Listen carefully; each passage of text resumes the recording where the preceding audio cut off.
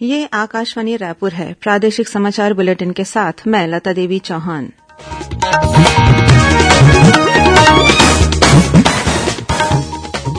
और अब पेश है आज के मुख्य समाचार। प्रदेश में स्व सहायता समूहों की ग्रामीण महिलाएं अब गौठान में गोबर से बनाएंगी बिजली। कृषि और ग्रामीण अर्थव्यवस्था को बेहतर बनाने के लिए हुए 2 महत्वपूर्ण एमओयू। केंद्रीय मंत्रिमंडल ने आयुष्मान भारत डिजिटल मिशन को देशभर में लागू करने की मंजूरी दी। प्रधानमंत्री कल आकाशवाणी से मन की बात कार्यक्रम में देश विदेश के श्रोताओं से अपने विचार साझा करेंगे। और प्रदेश में कल से शुरू होगा राष्ट्रीय पल्स पोलियो अभियान।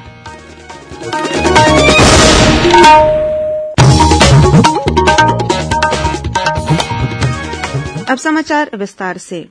राज्य के गौठानों में खरीदे जा रहे गोबर से स्व सहायता समूहों की ग्रामीण महिलाएं बिजली बनाएंगी। इसके लिए भाभा परमाणु अनुसंधान केंद्र और छत्तीसगढ़ बायो फ्यूल विकास प्राधिकरण के बीच आज एक एमओयू पर हस्ताक्षर किए गए। इसके तहत गौठानों में गोबर और कृषि अपशिष्ट से बिजली तथा जैव ईंधन के उत्पादन के लिए संयंत्र लगाए जाएंगे। छत्तीसगढ़ देश का पहला राज्य है जिसने भाभा परमाणु अनुसंधान केंद्र के साथ तकनीकी हस्तांतरण के लिए अनुबंध किया है। मुख्यमंत्री भूपेश बघेल की उपस्थिति में आज राज्य में खाद्य विकिरण केंद्र स्थापना के लिए राज्य बीज निगम और board of radiation and isotope technology के बीच अनुबंध हुआ। इस मौके पर मुख्यमंत्री ने कहा कि इस आधुनिक तकनीकी के जरिए खाद्य पदार्थों विशेषकर फल, सब्जी और दालों को जल्दी से खराब होने से बचाने में और किसानों को बेहतर मूल्य दिलाने में मदद मिलेगी।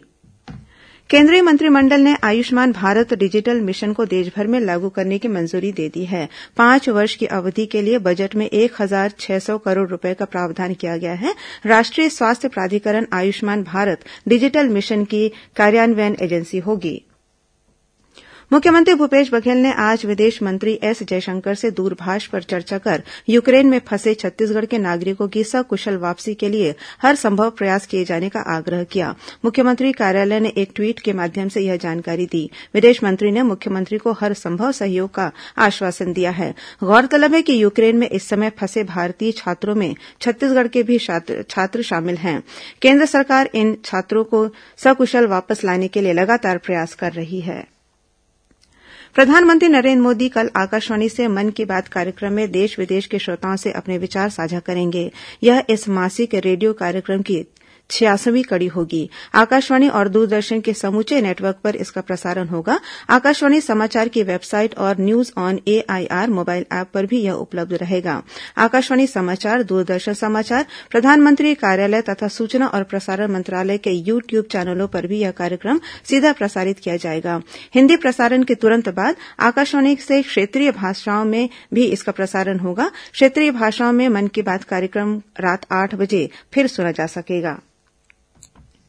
कांकेर जिले के दुर्गकोंदल में सीमा सुरक्षा बल बीएसएफ ने राहगीरों और ग्रामीणों के लिए शीतल जल प्याऊ की व्यवस्था मुहैया कराई है, जिसका उद्घाटन बीएसएफ के महानिरीक्षक एसके त्यागी ने किया। वहीं बीएसएफ द्वारा बीते दिनों सरकारी हाईस्कूल पनावर में जागरूकता और भर्ती अभियान कार्यक्रम आयोजित किया गया। कार्यक्रम में बीएसएफ ने स्थानीय युवाओं को सीएपीएफ, पुलिस और सेना में भर्ती होने के लिए प्रोत्साहित किया। साथ ही चयन प्रक्रिया और बीएसएफ में कांस्टेबल, ट्रेड्समैन पदों के लिए होने वाली नई भर्ती की जानकारी भी दी। छत्तीसगढ़ के कलाकारों को अब देश और दुनिया में अपने कार्यक्रमों की प्रस्तुति देने का मौका मिलेगा। इस संबंध में छत्तीसगढ़ के संस्कृति विभाग ने भारतीय सांस्कृतिक संबंध परिषद के साथ एमओयू किया है। यह परिषद विदेश मंत्रालय का उपक्रम है जो भारत की संस्कृति को बढ़ावा देने के लिए काम करता है। संस्कृति विभाग के संचालक विवेक आचार्य ने बताया कि राज्य के रजिस्टर्ड कलाकारों और दल को देश विदेश में सांस्कृतिक कार्यक्रमों की प्रस्तुति के लिए भेजा जाएगा।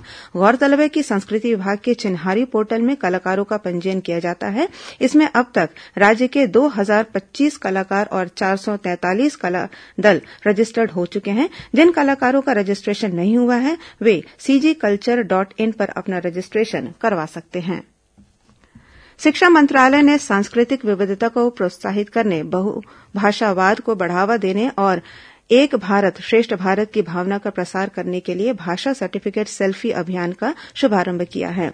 इस पहल का उद्देश्य शिक्षा मंत्रालय और माई जीओवी इंडिया द्वारा विकसित भाषा संगम मोबाइल ऐप को बढ़ावा देना है। लोग इस ऐप का उपयोग कर 22 अधिसूचित भारतीय भाषाओं में दैनिक उपयोग के 100 से अधिक वाक्य सीख सकते हैं। इस कार्यक्रम के माध्यम से 75 लाख लोगों को बुनियादी संवाद कौशल उपलब्ध कराने का लक्ष्य रखा गया है। सूरजपुर जिले में कल हुई एक सड़क दुर्घटना में 3 महिलाओं सहित 4 लोगों की मौत हो गई। वहीं 24 से अधिक लोग घायल हो गए हैं, जिनका इलाज जिला अस्पताल में जारी है। ये सभी लोग एक वैवाहिक कार्यक्रम में शामिल होने शिवपुर जा रहे थे, तभी बिरंची बाबा धाम के पास उनकी गाड़ी अनियंत्रित होकर पलट गई, जिससे 4 लोगों की मौके पर ही मौत हो गई। इस वाहन में करीब 35 लोग सवार थे। प्रादेशिक समाचार आप आकाशवाणी रायपुर से सुन रहे हैं। छत्तीसगढ़ की खबरों से है आपका वास्ता और खबरों की विश्वसनीयता से है हमारा वास्ता। आकाशवाणी समाचार रायपुर के प्रादेशिक समाचार बुलेटिन के साथ ही हमारे समसामयिक कार्यक्रम आप रेडियो के अलावा अपने मोबाइल पर भी सुन सकते हैं। आकाशवाणी समाचार फेसबुक, ट्विटर और यूट्यूब पर भी उपलब्ध है। हमारा Facebook page Chhattisgarh news on AIR, Twitter handle CGAIR news और हमारा यूट्यूब चैनल है छत्तीसगढ़ AIR न्यूज। तो अब रेडियो के साथ ही आपके मोबाइल के जरिए भी हम पहुंच रहे हैं आप तक। छत्तीसगढ़ की हर खबर के लिए सुनते रहिए आकाशवाणी समाचार। और अब आगे बढ़ते हैं बाकी के समाचारों की ओर। छत्तीसगढ़ माध्यमिक शिक्षा मंडल द्वारा आयोजित 10वीं और 12वीं की परीक्षाएं इस बार ऑफलाइन होंगी। 12वीं की परीक्षाएं 2 मार्च से शुरू होकर 30 मार्च तक चलेंगी। वहीं 10वीं की परीक्षाएं 3 मार्च से शुरू होकर 23 मार्च तक ली जाएंगी। जो विद्यार्थी जिस स्कूल में पढ़ रहे हैं वे वहीं परीक्षा देंगे। इस बार कोई नया परीक्षा केन्द्र नहीं बनाया गया है और संस्था के प्राचार्य ही केन्द्राध्यक्ष होंगे। वहीं निजी स्कूलों के केन्द्राध्यक्ष सरकारी स्कूल के प्राचार्य होंगे। स्कूलों में उत्तर पुस्तिकाएं पहुंच चुकी हैं। परीक्षा सामग्री संबंधित क्षेत्र के थाने में सुरक्षित रख दी गई है। परीक्षा के 1 घंटा पहले कड़ी सुरक्षा के बीच प्रश्न पत्रों को केंद्र तक पहुंचाया जाएगा। परीक्षा के दौरान कोरोना गाइडलाइंस का कड़ाई से पालन करने के निर्देश दिए गए हैं। राजनांदगांव जिले में बोर्ड परीक्षा में इस बार करीब 44,000 विद्यार्थी शामिल होंगे। केंद्रीय स्वास्थ्य मंत्री डॉक्टर मनसुख मांडविया ने आज नई दिल्ली में राष्ट्रीय पल्स पोलियो टीकाकरण अभियान की शुरूआत की। यह कार्यक्रम कल 27 फरवरी से 2 मार्च तक देशभर में चलाया जाएगा। श्री मांडविया ने लोगों और गैर सरकारी संगठनों से 5 साल तक के बच्चों को पोलियो की खुराक देने का आग्रह किया। इधर छत्तीसगढ़ में भी कल से पल्स पोलियो अभियान शुरू हो रहा है। पहले दिन टीकाकरण केन्द्रों में 5 वर्ष तक के बच्चों की पोलियो की दवा पिलाई जाएगी। वहीं छूटे हुए बच्चों को अगले 2 दिन स्वास्थ्य कार्यकर्ता घर घर जाकर पोलियो की दवा पिलाएंगे। श्रोता, आकाशवाणी के रायपुर केन्द्र द्वारा कल शाम 6:30 से 6:35 तक जिले की चिट्ठी कार्यक्रम का प्रसारण किया जाएगा। समाचार एकांश के इस कार्यक्रम को छत्तीसगढ़ स्थित आकाशवाणी के सभी केन्द्र रिले करेंगे। इस बार के अंक में गरियाबंद जिले की गतिविधियों के बारे में जानकारी दी जाएगी। आजादी के अमृत महोत्सव के तहत प्रादेशिक समाचार एकांश आकाशवाणी रायपुर द्वारा छत्तीसगढ़ में स्वतंत्रता संग्राम से संबंधित प्रमुख घटनाओं और यहां के स्वतंत्रता सेनानियों से संबंधित विशेष कार्यक्रमों की श्रृंखला प्रसारित की जा रही है।